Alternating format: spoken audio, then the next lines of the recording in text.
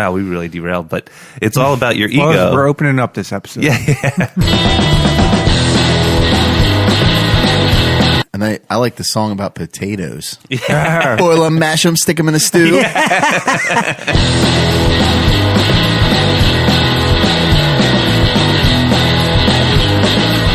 Ugh. I think we're going to like a bit. God, that's terrible. Doesn't even sound right.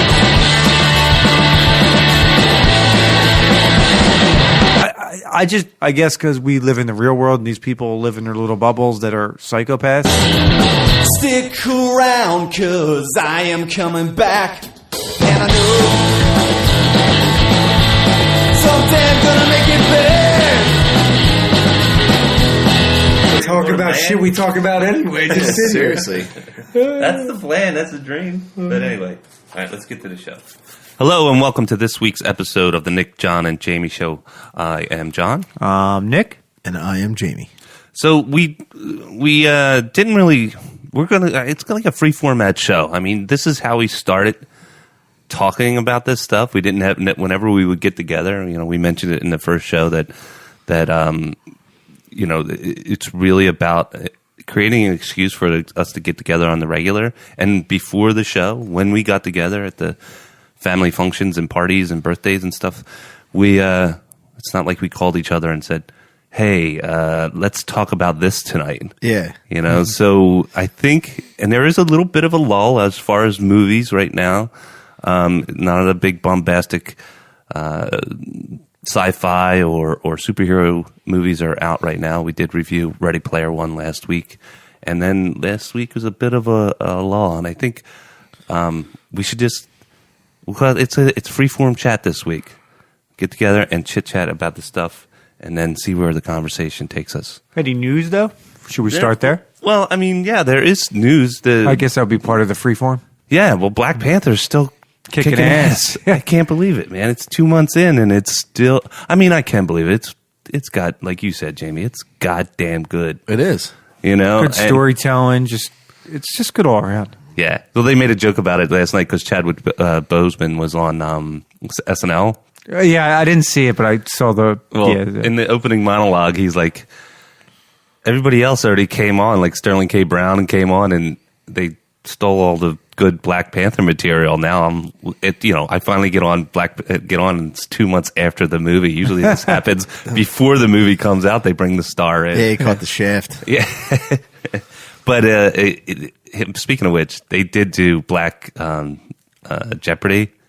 It was pretty goddamn funny. Did they do? They should have done a skit with him not being the Black Panther, but being the ruler of Wakanda and talking to Trump.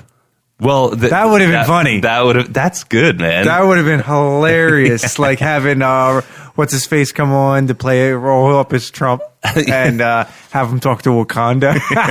I like the guy they have doing Putin too. That's hilarious. He's amazing with the shirt off. Always with the shirt off. Always with the shirt off.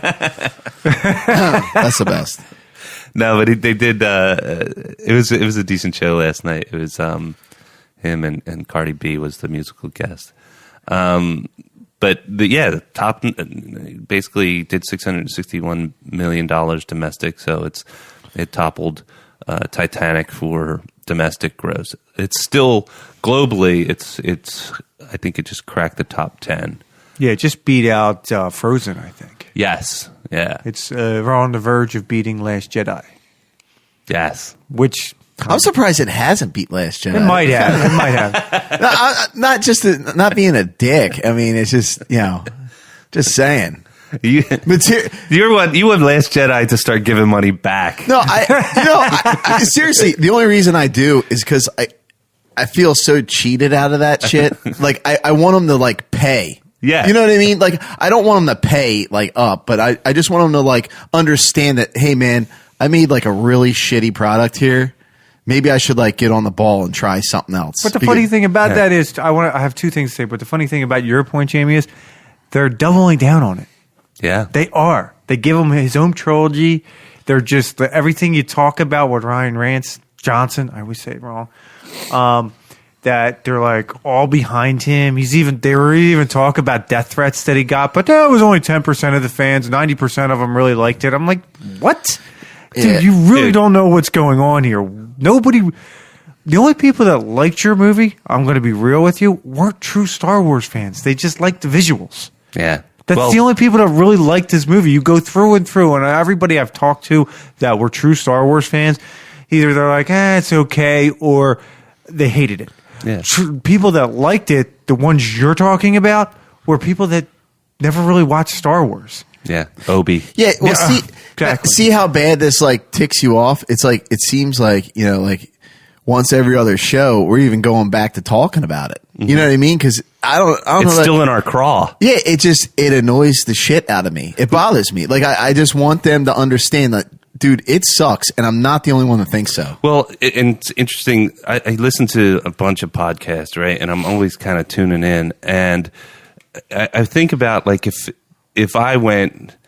someone turned around to me and said, John, tell your story, and we're going to give you $100 million to do it, I mean, it would be, how would I handle it? You're right? not going to waste all of it on milking that stupid animal.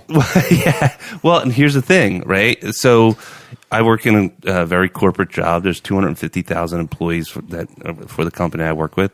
If you ever look at those credits and how many people are employed from a movie like Star Wars The Last Jedi, there's like 5,000 people that are employed easily, right? Some of them aren't even credited, right? Yeah. You got union workers and everything. And so then indirect. Yeah, There's a bunch of indirect. So employees. I sort of changed my thinking, because initially I thought, well, yeah, John, it's easy to bag on something. What if you were Ryan Johnson and someone handed that to you, and you had to be in charge of essentially 5,000 people to put together and put out a product? Well, I look at it this way, if he's the CEO of a company because they're giving him $200 million, there's tons of companies that don't have a net worth of $200 million, right? So he's the CEO of the company, and he's got to take that investment, all right? Because now, and I see the audience as shareholders, right? Because the shareholders, their return on their investment, whether it's $12 or $14, is a good product, a joyous feeling that you get when you leave the theater, right? And if you don't deliver as that CEO, it shouldn't be like corporate America, where you get a golden parachute and then you go on to the next company where you can make that company shit on their investors too, right? And so that's the way I flip-flop, right? I was like really empathetic, because I was like, don't put that negativity out there. This guy's working his ass off. He obviously loves this stuff. But then I was like, you know what? No, I'm not going to do that. Well, I think you really changed when you saw the behind-the-scenes director's cut and all that. Yeah. I saw you were like, first with the movie, you were like, it wasn't that bad. And then when you saw that, you were just, especially when he called him Obi, you were like, you just lost it. Yeah, it angers you. Yeah. It angers you, because it feels like you were cheated. Yeah. When I got out of that thing, I didn't know what to think. And I told you I had to mull it over for a little bit. Yeah. Had to marinate. Because I knew I got ass raped. And that's you know what I mean? And I just had to think about it. I was like, man, what just happened in there? I've never felt that way with a Marvel Disney movie. Every time I left, I've always felt, I didn't see the Iron Man and Captain America in the theaters, or the first Thor, but all the other ones since then, I've always was like, even Ultron, I wasn't a huge fan of the movie, but I didn't feel like I got fucking raped and I lost my money. Yeah. Seeing Last Jedi, I read an article about this guy that was a big Star Wars fan, and he says now I'm not done with the universe, but he says this guy was like, I'm completely done. He actually posted it, and people were commenting back and forth. The age-old debate now about The Last Jedi, everybody's like, you just don't know the film, and other people are like agreeing with him. Yeah. But to me, it's all I got to say is JJ has he has big focus on this one, because he has to pull it out of the shitter. He does. Dude, I see. And I don't know if Disney really truly understands that. Yeah, they're setting the poor guy up for failure. Like I said, go back to what I originally said. He's a smart guy, though. They're praising. No, I know. They're praising Ryan, and they're almost down in JJ to his, what I quote unquote, I hate saying this word because I said it a ton last episode, 2 episodes before, the vision he had for going forward. Ryan came in and squashed it. Simon, his best friend that played what the hell, we talked about it last. Simon Pegg. Simon Pegg said, in not so many words, but he had a different idea for Rey's parents than what Ryan did. He kind of he actually hinted that JJ was going to have a lineage for her parents. That makes sense because up to this point, it seems like it's like a thrown together mess. Yes. They don't know where it's going. It seems like they're just like shooting from the hip. They're like DC does, which drives me crazy. Yeah, well, in that respect, I'd watch Justice League over The Last Jedi any day of the week. So would I. And that's what scares me because I'm a huge Star Wars fan, always been. I think we all have been. And it scares me to think that I haven't even thought about buying this or renting the movie because I don't want to see it again. Yeah, I really don't. Listen, I was in and Target. I've never been that way with the Star Wars movie. Even the Phantom Menace I've watched a couple of times. Yeah. I have no interest in seeing this movie ever again. See, I agree with you to a point but if you go back and look at that episode 1 and compare them side by side, it's not that bad. I think your disappointment went down because of the expectation because it has original cast members in it and Luke Skywalker in it.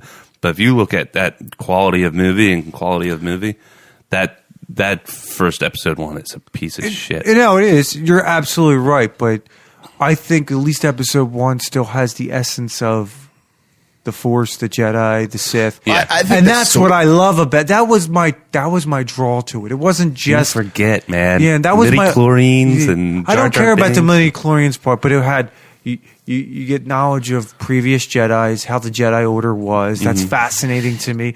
You get knowledge about where the Sith started to come from. Yeah. That part of mythology about Star Wars. Yeah, you get a background, Right. Like at least I knew where Jar Jar Binks was coming from. Who the hell is what's his name? Snook. Yeah. Like, you know what I'm saying? Like as shitty as Jar Jar And Binks Rey, is, the main character, the exactly. hero. At least you knew what that shitty character was about. Yeah, the first Star This Wars. one I have no idea. And I get where Ryan Johnson was going with this because I think You got his name right. I know, right? And Kathleen Screw Kennedy him. and Kathleen Kennedy were going with because I think as soon as this is my opinion, as soon as he pitched 8 to her and the Disney guys because they really want to get away from the original trilogy to make as much money as they can. So he pitched this 8 where it's like, all right, we're cutting all ties. Yeah. And then I think he was already green lighted before this movie even hit. To have an original trilogy because he set this whole movie up to get rid of all the old past. It's getting rid of everything. Good point. Yeah. And I think that's why he got green lit. They're like, oh, we like this guy. He's getting rid of all the old stuff so we can introduce new characters, new formats, new money. The whole point of the Last Jedi was The Force Awakens we thought was to open up Rey, but it was actually open up the Force to everybody. That's why they had to make her parents nobody because at the end you want to see all these kids with Force. Yeah. So, and that just kills me because you're throwing everything that we grew up and loved. You're just throwing it away. Yeah, and here's the thing: we're not 65 years old, right? Right. We're still the ones going to be buying the stuff. absolutely. And here's the other thing, and the reason, we drag our kids to the movies, right? And not drag. I mean, we get them excited about it. We talk about it and everything like that. So, and we're the biggest influencers when they're at a young age. So, it's if you cut that conduit, then what you think you're planting seeds for this next generation, you're gonna have a bad crop, right? Yeah, you are. So another quick, business analogy is you mentioned 10%, Nick, and it's like 10% of $2 billion, and that's just movie sales. If I'm a businessman and you're going to say I've already boned alienated 10% of my gross, Oh yeah, that's a lot. I'm like, you can finance a whole nother movie with that. And not to mention that I think he was just under-evaluating the whole scenario. I think he got a lot more death threats than just 10%. 90% like the damn movie. That's and fans bullshit. are passionate, man. That is bullshit. When your critics rated at 93, but then the fans on Rotten Tomatoes, which is a true testament to where your film really is, splashed it. It's the only Star Wars movie ever to get splashed. Yeah. Only. Yeah. That has to say something for how good or bad you did a movie when it comes to fans. Yeah, you made $1 billion. It was going to make $1 billion or was crap or not. You were introducing Luke Skywalker back into the fold. Yeah. Everybody was going to see that shit. Yeah. Now you're putting the premise on JJ to turn it around because if he doesn't and make it believable and make it worth watching, Nobody's going to see the next damn trilogy you put out. You know what I telling think? you. You know what I agree. You know what I think JJ should do? I think he should like redo the last episode of Lost and just say "fuck you." I think he should just. It's like the first Hulk movie, right? Everybody just said, "Don't pay attention to that; it'll go away. It'll go away." And it did. Yeah, I hope he does something like that because that's the way he should treat it. Well, you know what it's honestly. like? I keep this images in my head. You know, in Christmas Vacation, Chevy Chase, when he's doing the lights, and he goes and Russ comes over and he hands him. He goes, "Hey, Russ, can you untangle that?" That's what Ryan Cranston did to J.J. Abrams. Yeah. He gave him a big ball of tangled up lights, and he's like, "Now make it pretty." But anyway, so Nick, you mentioned something we talked about it a little bit before the show. Amazon investing $1 billion for 5 years for a Lord of the Rings series. And Excited? it's a prelude. Oh, yeah. Yeah. It's a Lord of the Rings, not a Hobbit, because some people, you want to clarify that. Hobbit wasn't the seller. It was just they made a couple extra movies. I hear it's right before the Lord of the Rings will start. There's kind of like a series. That's what I'm hearing. So Tolkien's got a rich history. Like he'll go, it's like There's whatever you call the Silmarillion. Yeah. Yeah. Silmarillion is it talks about the creation with the Anar and Iluvatar being like See, the that's god where I thought they subject. should go. Like not. I thought they should go the first war to go after. What the hell is his name? Sauron. Sorry, because that guy, the one elf, is still he's young enough where Elrond, you could replay that. That's where I think they should go. But I'm not. I think that's would be a good storyline to see how that build up. It would be the easiest one to go for, right? You know, you talk You're about how spending $1 billion. Why wouldn't you go the easiest route that will make a lot of money? Yeah. And then you could have a lot of spin-offs from that because you're so far back, you have a lot of room to go. yeah, and they jump. That's the thing in their lineage. He was I believe he was a language professor, right? So he liked the how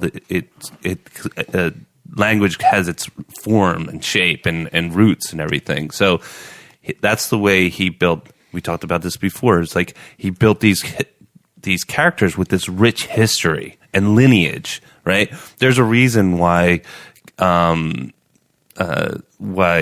there's like these characters that you really, really sort of grab a hold of. You know, why Aragorn is really in his 80s, but he doesn't look that way. It's like Actually, the way they portray it in The Hobbit, because he's half elf. Well, The Hobbit they portray, because The Hobbit was like 100 years or so before Lord of the Rings. They portray Aragorn like he's more like over 100 years old, if you really think about it. Yeah, he's got longevity because he's Quarter got elven elf blood or- and yeah, something not like half, that. but whatever it is. But and then they touch on it when he's like singing a song in one of the extended versions, and they said that song and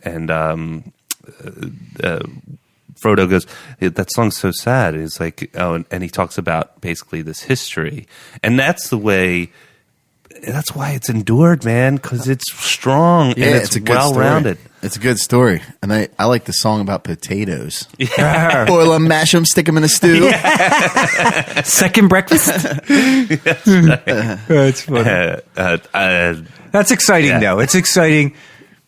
John's living. But it's exciting. You got me, man. You got me. It is exciting that you see these companies realizing that they don't have to make big movies. We can make massive shows and make a ton of money. And it all can come back to Game of Thrones. HBO put this money into something the first season, and it just blew it all away. Now they have massive fight scenes. Like you gotta admit, the Battle of the Bastards was freaking awesome, man. Yeah, And I mean, it's one of the best fight scenes I've ever seen. Watching that guy die was my favorite.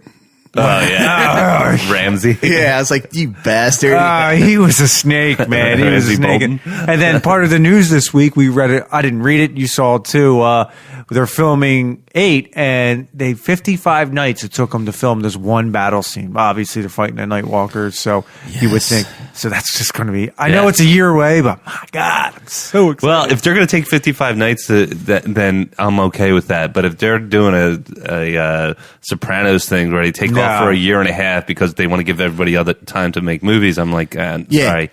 I'm a greedy bastard. I know you guys have careers as artists and actors, but I want my show back. Yeah, they probably took a year off so you could watch a blank screen at the end of the last episode. Oh, I know. What a shaft that was, dude. Whoever did that, F you, man. I mean, I always thought The Sopranos should have ended where either he goes to jail or he dies. Dude, I don't End of even- story. They're sitting in a restaurant. Did you feel like you wasted all your time on that show? After that show, I was like, damn it.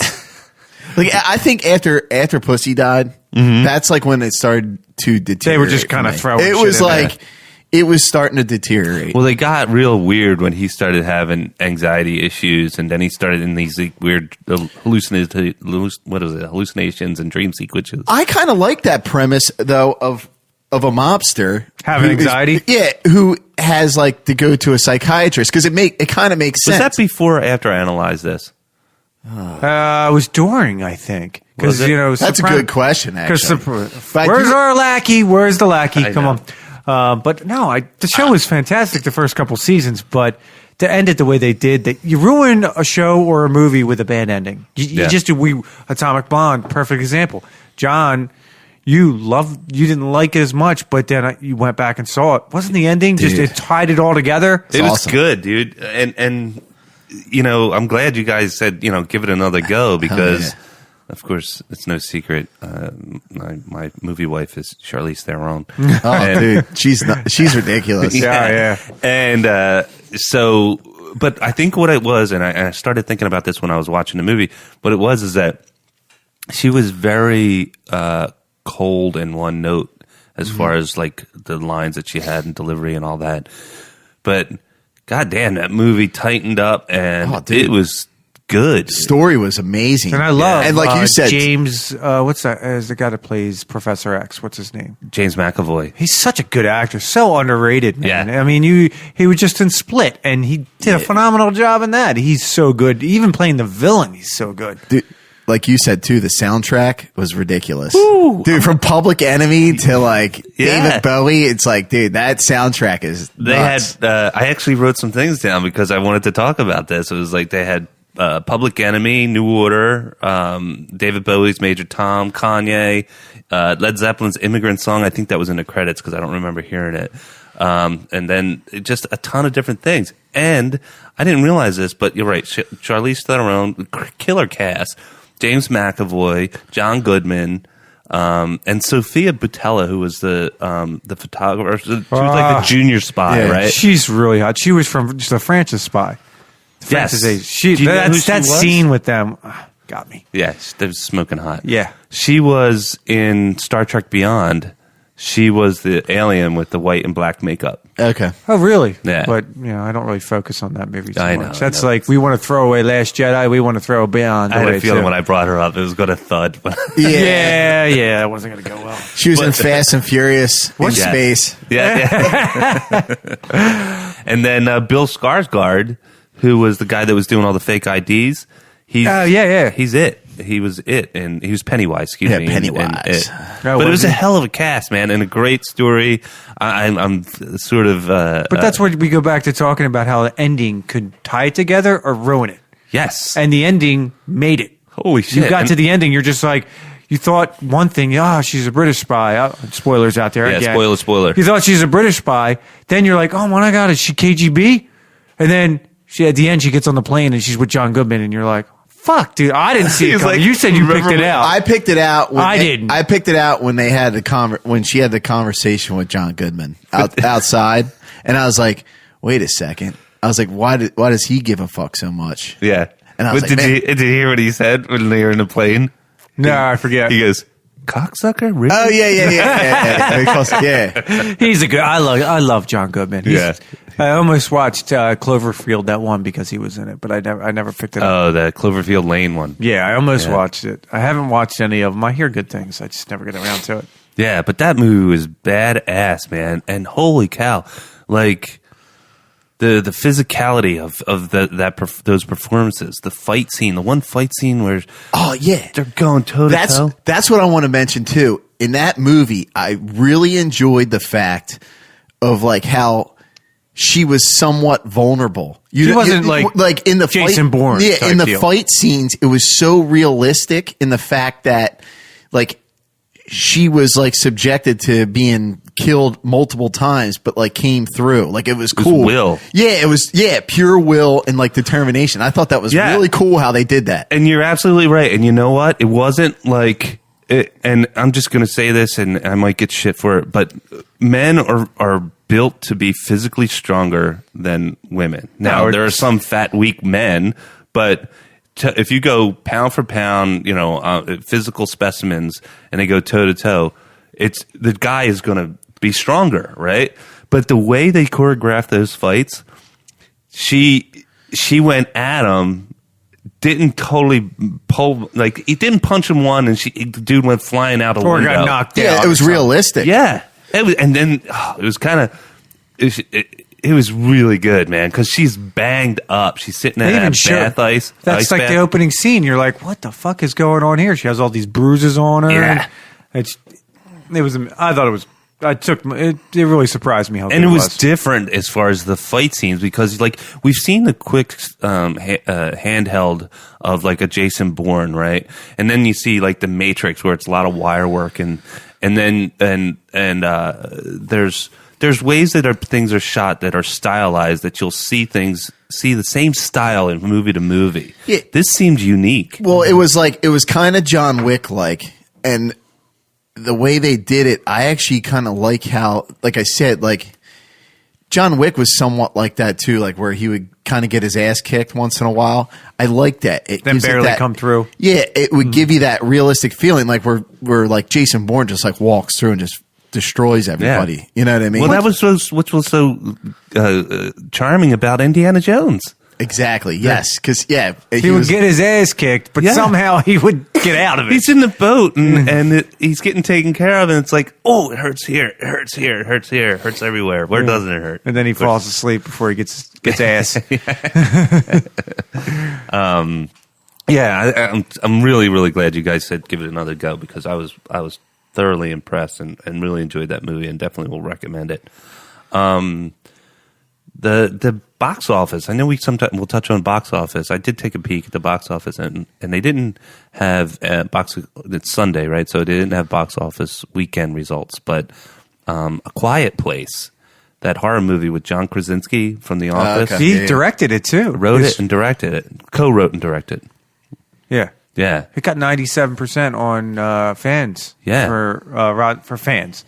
Rotten Tomatoes. It's supposedly really well done. It's a great premise. Yo, real quick, what was your favorite Office episode? Because I know mine right off the top of my head. The Christmas party episode was freaking phenomenal. Is that one? Is it Marilyn? She got topless? Yes, dude, it was awesome. Like it went like crazy. It was awesome. See, I wasn't like all big. I liked it. I just wasn't like I had to watch Funny The as Office all the shit. time. Yeah, it was a good show. It was really, really good. I'm sure. I think they have a lot of guys that came from it that are like doing real well now. Well, and John, back to the movie. It's like, so the premise of the movie being, I think it's aliens have landed on Earth, and they're decimating the population. And if you make noises, they do some kind of sonar thing. Yeah, to they hear can you. feel sound and vibration. And this family, I think the one clever part is like how obviously they've survived and they know about the threat. And how do you then cushion your life so you don't make noise? So you have to learn sign language, right? Mm-hmm. You have to make sure that, you live in this sort of plastic bubble. I thought that was a really compelling premise. So I may actually, it looks like it's going to lead the box office this week. And it also looks like Tyler Perry's movie is going to still hang in there in the top 5. Oh, too. really? I hate his But that's a movies. slow week, right? It's like, well, Super Troopers comes out soon. Yeah, we talk shit, but that dude Tyler Perry, he manages to make He money has an off that. audience. He has he an doesn't audience. even He produce caters his to. stuff in Hollywood. He's out of Atlanta. No, that's pretty cool. He's built an empire. He has an audience, and he caters to that audience. He knows who it is. He's not going to go outside it. He doesn't care. He makes movies, and they make money for him. At the end of the day, it's like people like actors that are leaving Marvel because they want to try to become something more. Why? You're making fucking money, dude. Well, at the end of the day, I mean, Robert Downey Jr. drops $20 million just to drop in Spider-Man. We've talked about this before. I mean, if you're a young actor, I might see it, but if you're in your mid 30s to 40s, you're making money being Thor or you're making, who cares? Yeah. You know, I mean, still branch out, but still do that character. John Boyega, I just listened to an interview with him. He's 26. He has his own production company. Does he really? He's a producer on Uprising. I've never seen that. That was the last Pacific Rim, the one that just came out. Yeah, I don't like it. Regardless, but he's 26. I was an idiot when I was 26. You know what I mean?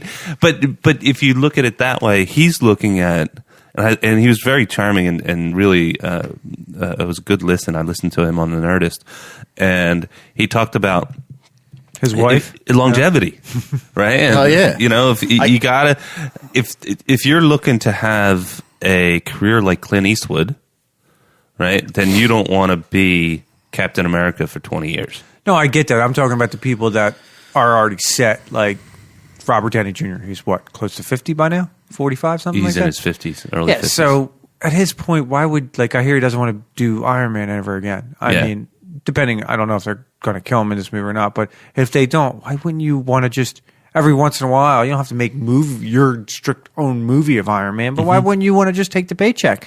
People love it. Well, I guess at some point too, like, you don't really, I guess he just doesn't want to like waste the time on it at some point. I mean, think about how much money he's made. But you were talking about like longevity. Another good one would be like Spike Jonze. He's a guy who came up who made like skate videos. Yeah. And then is like doing major films and stuff. I mean, that's pretty cool. Yeah, that's awesome. And you know, I look at my own career. I've had, you know, since I was 25, I probably had, let's see, about 8 jobs. You know, they've all been moves in a positive direction, and you know, I've made you know, decisions that have benefited me, you know, financially and career wise. I've made myself more fulfilled. But if I'm looking at a parallel, I can see why they would want to jump ship. No, I get that. I mean, you look at characters like from sitcoms, like that, you know, Cheers with Norm, and they tried to make the jump. Not that saying that it was their fault why the sitcom ended, or even Seinfeld with George. Well, no, George. Yeah, no, actually didn't. Well, he does a lot of stuff on Broadway. Well, he does, but he just never hit the main. He tried a couple movies, it didn't work out for him, and it's just, I don't know. You go back and look at Mark Hamill. I'm sure Mark Hamill and Carrie Fisher tried to do other movies, and they did, and it just didn't work out for them. We got to think too. These are all artists that you're dealing with too. I know they haven't, and like artists, that's why they like, get into it. Yeah, most of them. That's why some of them just get into it because they just want to be famous. Yeah, and John Cena, again, I was listening to Nerdist, and John Cena's got that movie Blockers coming out, which I think is number 2 in the box office. Isn't he like good friends with The Rock? Like they're really good friends? Oh, I'm sure they're like actually like not just because they wrestled together, but I think they're like BFFs and shit. I thought I read something on them being really close. That would be fun. Yeah. Could you imagine seeing those two walk into a bar? Dude, I love that scene in Trainwreck where he's with Amy Schumer. Yeah. he climaxes and then treats her like a dude. It's hilarious. And he's all sensitive and shit. Yeah. But what was that? I forget. I lost my train of thought. But I would see 10 years of Marvel movies. 10 years, man. 10 years. 10 years. 10 years! Did you see Grosse Pointe Blank? No. Definitely check that out. I have to check it out. Especially if you're watching Barry. I don't think I'm going to No, with Barry. it's not holding on. It's not. I watched the 2 episodes. It just... No. Yeah. But the new show, I'll talk about it in a minute, I did like. Okay. You know. That we mentioned in last week's episode, and I just pulled this up, about, you know, Kevin Feige didn't come out of nowhere, right? He's got some Marvel history. More research on it? I just pulled up the Wikipedia feature film pages where it's all a producer, co-producer, executive producer. And his first one is 1998, Blade. 2000, X-Men. 2003, Daredevil. 2003, X2, Hulk. He did the original Daredevil? Oh, Yeah, some of them are cringy, man. That Some was- of them Oh, are that- cringy. Yeah, you know. But he's making his bones, right? You can't make an omelet without breaking a few eggs, And dude. he made some stinky eggs. You know? It's because he got. I mean, I didn't hate it, but it's not a rewatch factor for me. So, but it's almost like Who else was in that movie, Daredevil? Daredevil was. Who was his best friend?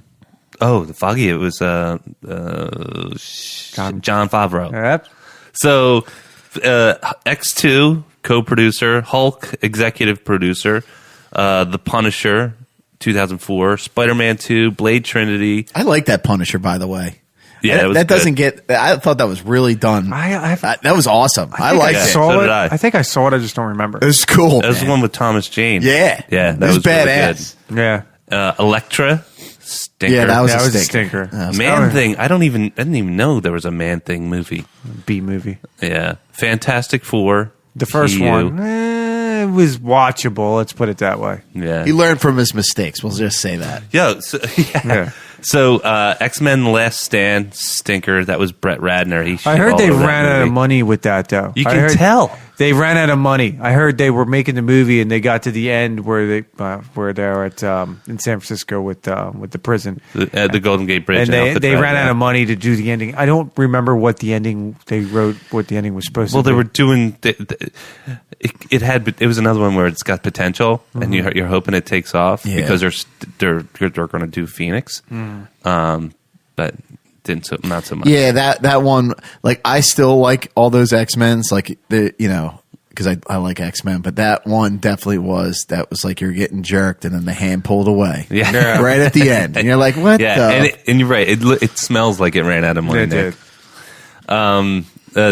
That's the X-Men: Last Stand, Spider-Man 3. That was the emo. That was probably the worst one out of all of them. The first two are good. Yeah, they did the thing where like what Batman did. It wasn't as bad as the Joel Schumacher Batman, but it was like they had Sandman, they had Venom, they had I would say the Hobgoblin, which was it was They just start throwing bad guys in. yeah, there. and it was whatever. The Incredible Hulk, Iron Man, and then this is where he shifts in 2008, where he goes Iron Man, the Incredible Hulk, and then he just Now, when did he get the runs. reins from he Disney? did Punisher Warzone. I didn't. Now, when did he get the full reins for Marvel Disney? Was it Iron Man or Hulk? It must Well, have been Iron Man. He was executive producer for a lot of these, and then Iron Man, he was a producer. Incredible Hulk, he was a producer. Punisher Warzone, so he didn't get executive producer. Or president of Marvel. When did he become that? Isn't that what his title is now? I don't know. For- That's a good question. Is he? Because that's what Catherine Kennedy is for Lucasfilm. She's president of Lucasfilms. I don't know if he's. Let's see. It says, this is really boring. As I search, so I'll have to take a look at it. It says occupation film. Oh yeah, you're right. President of Marvel Studios, What does it say? When did he get- 2007 to present. So when did Iron Man come out? Iron Man came out in 2008, Okay. So it was probably his first where he was El Capitan. of control of everything, and he laid out a formula and said, "We're going to do it this way." Yeah, but it's like he earned his. He Stripes. made his bones, right? And he did a lot. He's always been comic book guy. So Which again is good that you have a guy that honors and knows what he's talking about, and has a vision going forward. Yeah, And totally, He man. applies it. He doesn't deviate from that. he's the real deal. He's not a poser. Yeah, Yeah, for sure. he's not calling Obi-Wan Obi. Obi, Ugh. I think we're gonna get Bill. God, that's terrible. Doesn't even sound right. You talked about the feeling you had after leaving Last Jedi. I had a very similar feeling when I left Raiders 4.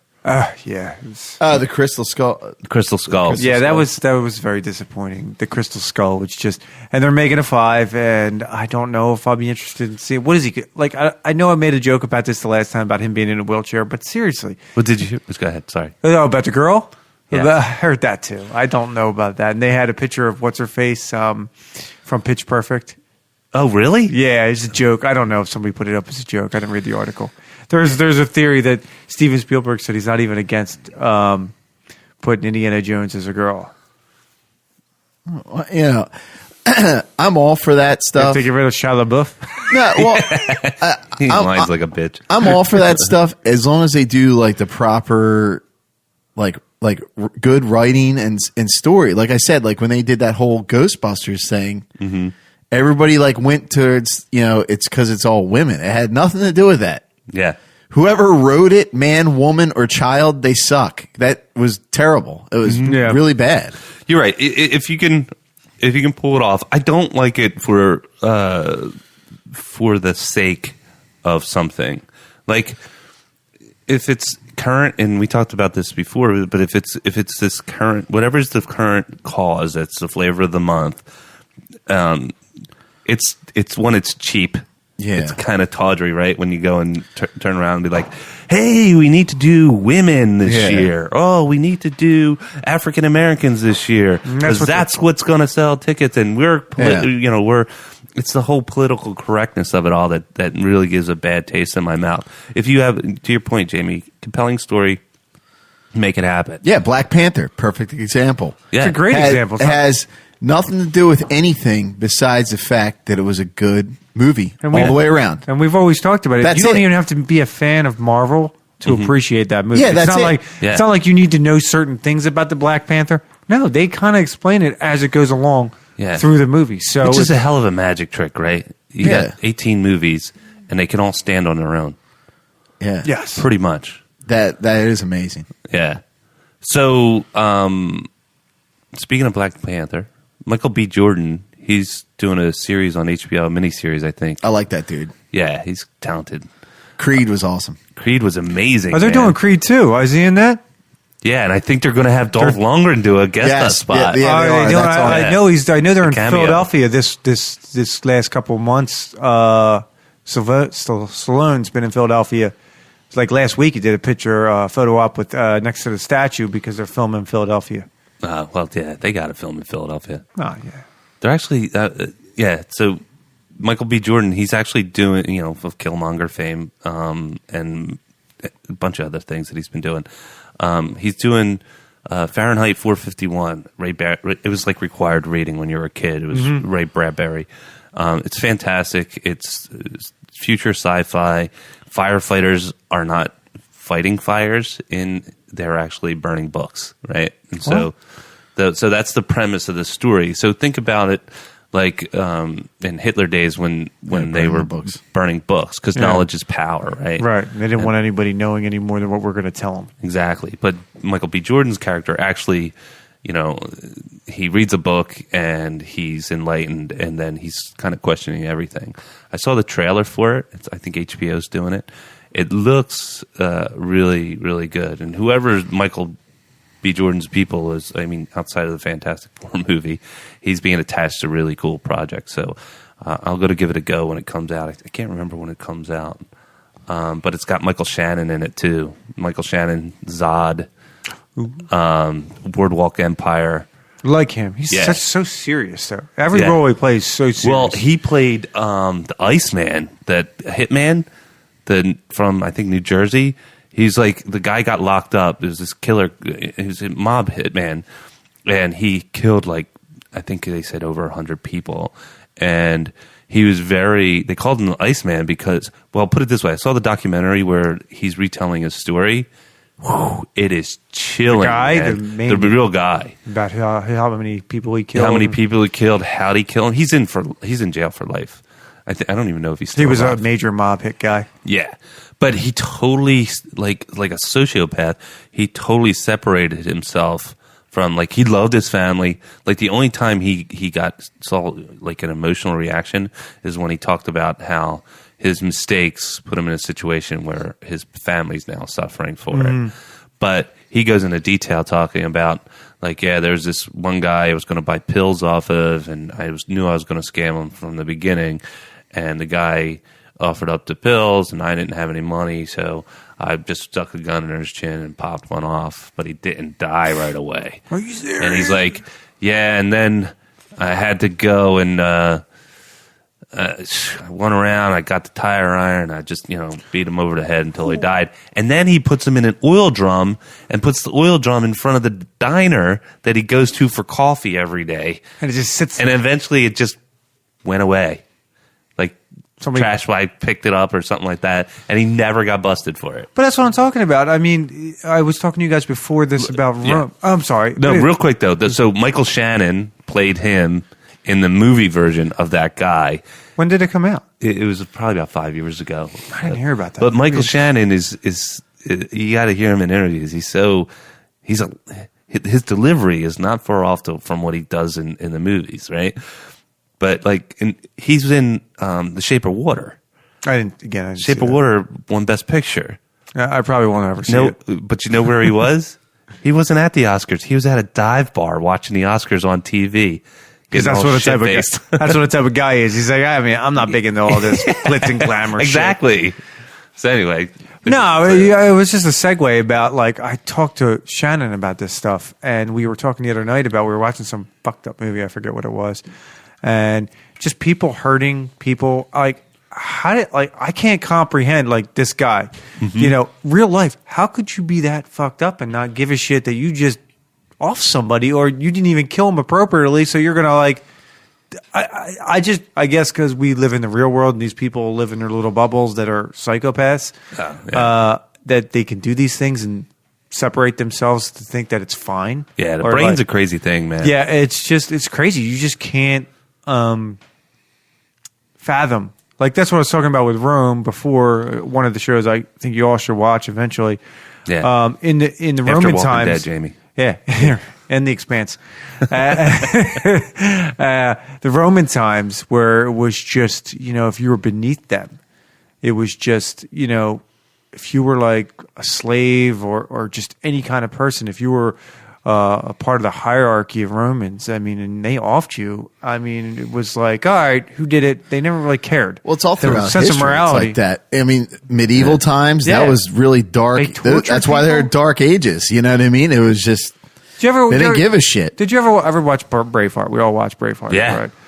right? Where he gets tortured at the end. Right? Supposedly, that didn't even do it justice. The real shit that happened, that I didn't read the whole article, but supposedly he really got torn apart piece by piece, Yeah. and he was still alive the whole time in front of the crowd. That is ridiculous. Yeah. Well, the one scene, and they animated a little bit, but that's what they they give you a little cut, take your intestines out, put them on this thing that has spikes on it, and crank, and your intestines slowly reel out. I think I'm gonna Yeah, dude. Let's talk a different note. Can I talk about the show and why I just started Go watching? for it, man. Oh, that's just, I can't. Oh, man. It's called Counterpart on Stars. I was Yeah. briefly telling you guys about it. I wish I knew the guy's name. Played Peter Parker's boss, but he's a really good actor. He does the farmers commercials. Yeah, he's the yellow M&M. And he Yeah. was Sandman, too. He was Sandman, wasn't he? Oh yeah, And the no, Spider-Man that is- wasn't Sandman. That was a guy from Wings, Yeah, and the guy from he's in Yeah, Divorce. that's right. and he was in Sideways too. Yes, That's right. You're But right. But we can't remember his name. I can't remember his name. We need the lackey. But this J.K. Simmons. Yeah. J.K. that's it. Simmons, he's really good. Oz. This counterpart's all about some kind of incident that happened in the old Soviet Union, I guess at the end of the times in East Germany or East Berlin or whatever. Yeah. And right before the end of The Cold War. Cold War, and they did some kind of experiment. I've only 2 episodes in. I haven't explained what the experiment was, but it starts off with J.K. What's his name? Simmons. J.K. Simmons. Yeah. J.K. Simmons starts off with him just being a guy going to work every day, and he's going through the security, and it seems like weird because the computer systems are totally dated. Mm-hmm. It's like from the 80s. So I'm under the premise that the agreement on both sides was you can't update anything in either office. So it's modern day time? It's modern day times. It's 30 Okay. years. 30. Okay, sorry. 30 years from that experiment.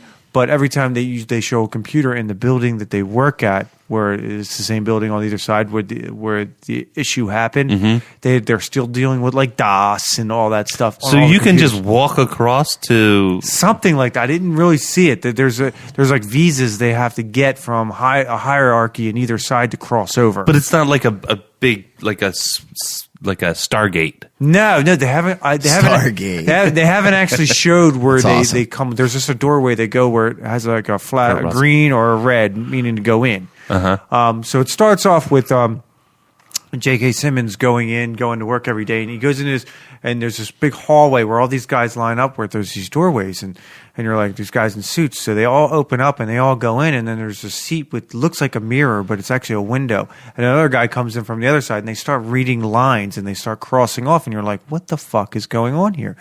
So then you leave. And then you're like, then this guy's been doing it for 30 years on his side. He's like, I guess that means he's just like an analyst recording from the other side, but he doesn't know that's the other side. He just knows he's talking to some stranger on their side. He just figured it's some kind of code or from some other country. He doesn't know it's from a different plane or universe. Yeah. So, and then they're going along, and then they bring him in. The next day, he tries to go for a promotion. They turn it down. That's when you see weird old computers, and I'm like, I don't understand where we're at. We playing from the 80s, or we playing from nowadays?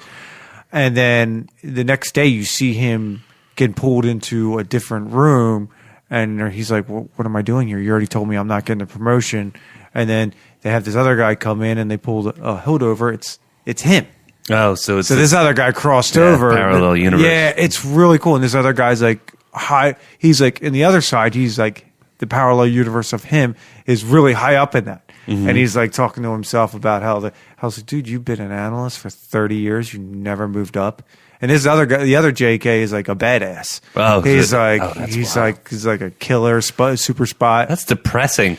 Right, but No, I mean, I don't Jan- mean, I'm like in my own mind. Like if I went and saw some dude and it was me and they said, yo, loser, man, I just banked $1 billion. You're the loser version of yourself. But it's actually really cool. That's a like, bummer. It's Yeah. actually really because it's really cool. Like there's like the premise is there's like somebody that crossed over that's going and killing people on the boring JJ side. I haven't figured out which ones are reality.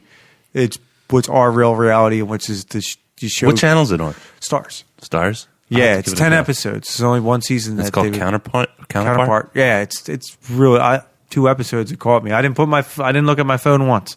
That's good measure, man. Yeah, so I liked it. And it's That's a like, sad measurement, but then- true. But they're adding little And twists rewatch. to it. Every episode, there's like a little twist that you learn a little more nugget of information. Like they talked about it. The one guy asked the other guy, "So how did this happen?" And he goes, "The one Simmons from the other side that's really high up in the hierarchy." He goes, "I'm a 2. I guess it goes up by numbers. The higher Yeah. you get up, you're pretty high. Yeah. And 4 is one they usually communicate with. 2 is like super high, and then there's like a 1, but nobody ever communicates with them. And he's like, nobody knows, or somebody might know, but they're I'm not going to give it a telling. go, man. It sounds cool. It's a slow move, but it keeps you in your seat. How many episodes in? I'm only 2. Did they release the whole thing? Yeah, the whole thing's out. It's Stars. So It's it's Stars, but I guess it's only been 10 episodes. I don't know if there's any more, but one season's are the done. pay channels doing that? Are they following the Netflix model, or are they Yeah. still once a week? Yeah, they're gonna. No, they're following once a week, but I mean, I guess I caught it. It was out for a while. It's been out. It just came out like a month I ago. did Okay. read that though that they're thinking about doing that. Yeah. Yeah, I mean, Why not? well, They're it's- go- yeah, you know, well, well, I mean, if Netflix is the proving ground, then yeah. I heard HBO because I heard they're like going to get away from the whole cable scene. Well, they have HBO Go already. Yeah, but I hear they're going to like totally like Cut the cord. exile themselves from the cable industry and Why then just not? go HBO Go, which they already have a good backlog. You But know what I mean? but the reason why Netflix is so good is because they release new shows like monthly. So that's what keeps us. That's why I keep it, because I'm like thinking there might be a show that's coming out in a month or two that I might want to watch. Another Jessica Jones, another Punisher or something along those lines. So I'm like, why get rid of it and cancel it and then get another one? I just keep paying the $11 or whatever it is a month, and I'm thinking something will pop up that I'm interested in. Yeah. So, but with cable, it's like either they got to start producing more shows in a timely manner. Like I think HBO's starting to really do that. Like I told you about Billions, I think that's a really good show in a sense if you're into that. You gotta have more than one or two. Like right? Game of Thrones is the show, right? Yeah. That propelled a lot of these things forward. And I think you have to have more than one or two, and you have to have them at different times of the year, because if you have one and Game of Thrones only comes on, like, I'll just cancel and then re-up when Game of Thrones comes back on. HBO is like the pioneer of that shit, because they had Oz, The Wire, Sopranos. Yeah. Like, well, HBO, they're the ones that like started it all, pretty much. When the Emmys were coming around, it was embarrassing for the other networks like ABC, NBC, and CBS. It was like, by the way, all the awards, they're going to HBO. Like, and then you had like someone like Julia Louis-Dreyfus who crushed on Seinfeld, then went over to Veep and was scooping up Emmys again. Which I've tried watching Veep. It's okay. It's not like hilarious. I think it's really funny. I mean, but here's the thing: not so funny to where I'm going out of my way to watch it. Exactly. It's like, it's funny, but it's like, oh, do I really want to catch that again? You know what? Speaking of funny, and I'm almost positive it's HBO.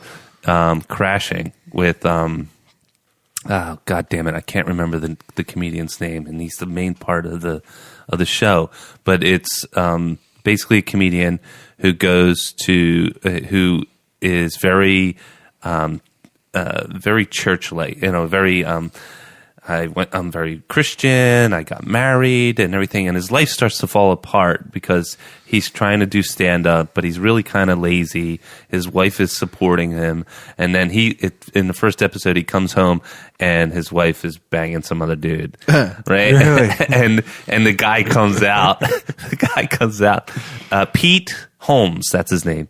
Pete Holmes, the guy, he comes in and his wife's all sweaty and was it his brother John? No. But the guy comes out, and the guy that's banging his wife is this granola crunching, pot smoking, long ponytail hair wearing, like hippie type, and his name is Leaf. And he comes out, he's naked except for a washcloth, and he's like, I really wish I would have brought a bigger towel. And then he goes into the stand-up, but it's got so much, produced by Judd Apatow. It's got so much support from the comedy community.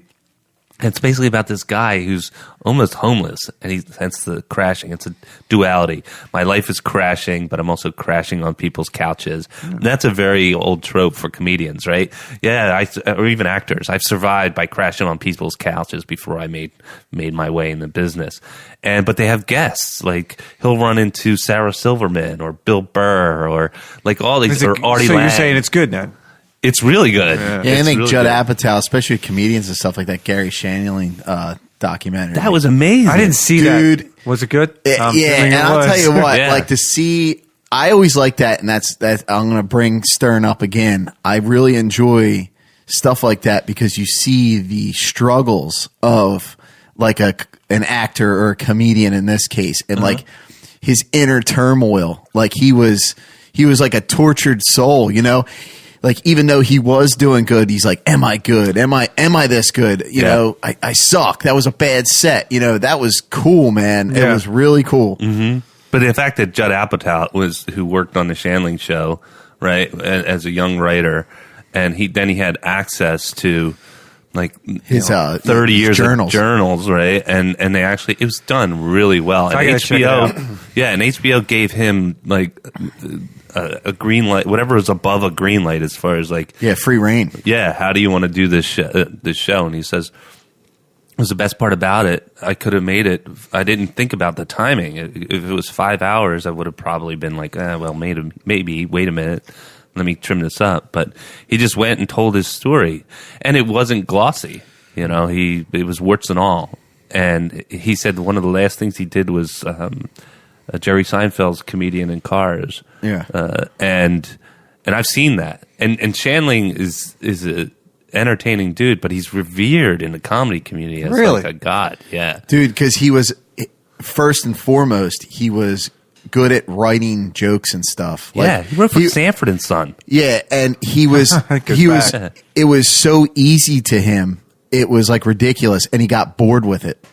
And he was like the guy, and he was giving too. Like he gave up like a lot of his jokes to other comedians. Like Did he really? it fit. Yeah, Because he fit their persona. He's like, oh, that'd be funny for this guy, Chris Rock. And just an example, that would be great for Chris Rock. How about you take this? Because that wouldn't make much sense for me to say it, but you would be a killer. Yeah. And like the Larry Sanders show, that's where "Hey Now" came from. Hey now, yeah.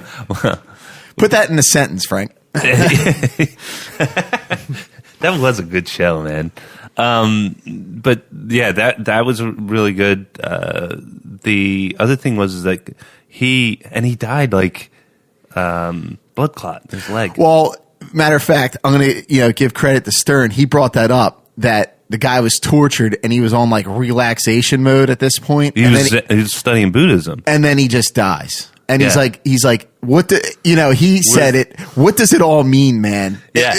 Like life is fucked up. Like, Yeah. dude was a tortured soul, made all this money, and he was on the path to just chill out and relax. Mm-hmm. And then he dies. Then he dies. Yeah. Doesn't make sense. dude. And I think about that too, man. I mean, we like I've been in situations where you try and lead a good life, and Fuck yeah. and you do the right thing, and you're a good person, and then you get crossed, or someone shits on you, or someone just does you dirty, and then there's a vindictive want to kill somebody part in your brain. It's like, and then you turn around and you're like, you know what? Karma's gonna get that son of a bitch. Karma's at least gonna get hope that. so. Yeah, At least hope but so. then, but now, I mean, nowadays, most recently, past couple years, I've been like, no, probably not. No, that person's probably just going to keep going and doing her thing and succeeding and everything. Maybe they'll cross somebody, I know what they'll you're get talking knocked about. on their ass. Maybe they won't. I know what you're talking about. Yeah, I do know what you're talking well, about.